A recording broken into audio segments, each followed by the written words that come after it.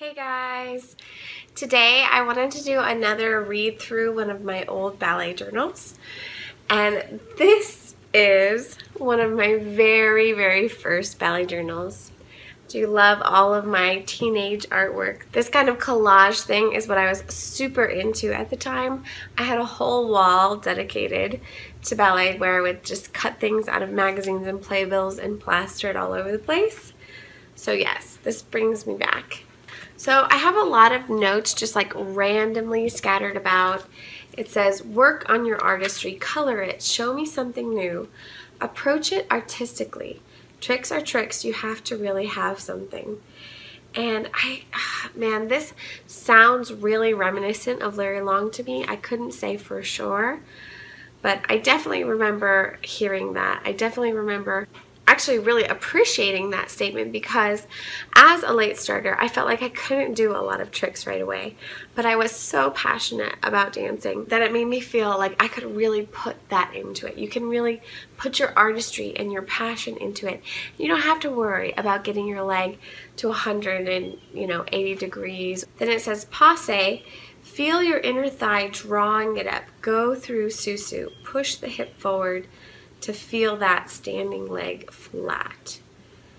And obviously you don't want to actually push your hip all the way forward, but that's something that a lot of people sit back in their hips, so pushing that hip a little bit forward helps it to get more of that flat locked in position. Then it says lift arches. That was a huge thing for me because when I first started ballet, I overturned out a lot, and so I started to roll my arches a lot. So I really had to retrain my body to work in the turnout that I had and to have that tripod feeling with your feet where your arches aren't falling forward, but they're lifted and supported. Feel pirouette coming through. Get that head around. Decide. I'm going to do 2, 3, etc. That is a great tip, actually, and that's one that I still give my students today, is to decide how many pirouettes you're going to do ahead of time. So don't go up and just see what happens. Sometimes that's a good thing if you're learning and playing around, but it's not a good habit to instill, to just kind of see what happens and ride around. You want to decide how many are you going to do before you go up, and then you make your head go around that many times and come down.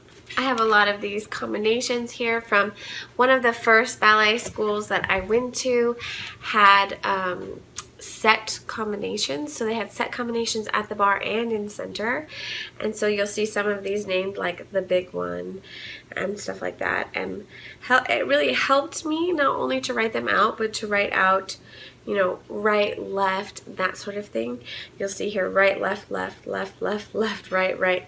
I really had to break those things down in my head first to be able to even translate them into my body. And I have to laugh here at my spelling because I had no idea how to spell these things really, and you can see that I'm really spelling them just how I'm hearing them and not actually correctly. And I love here that I have my little stick drawings because that is actually something that was very helpful for me, is to kind of draw out what the body was doing, because some of the things are more complicated to write down and they don't make as much sense.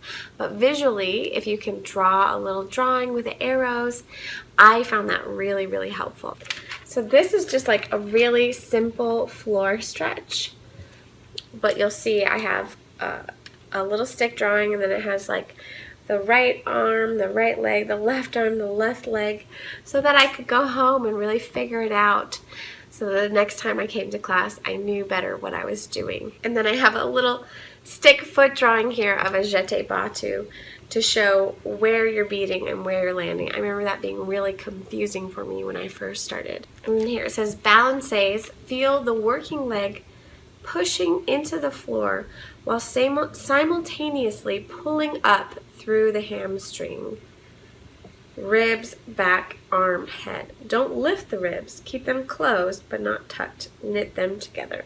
I remember that being a difficult thing as a beginner, to be able to find that lift without letting your rib cage open up. So you're really supposed to keep that rib cage knit together and locked into position, but you still find the lift through the chest. This is a list of corrections that I had for one of my first nutcrackers, and you'll see right there, smile, smile, smile. Definitely something I could get way too focused on when I was doing and forget to perform. Point feet always. Point your toes.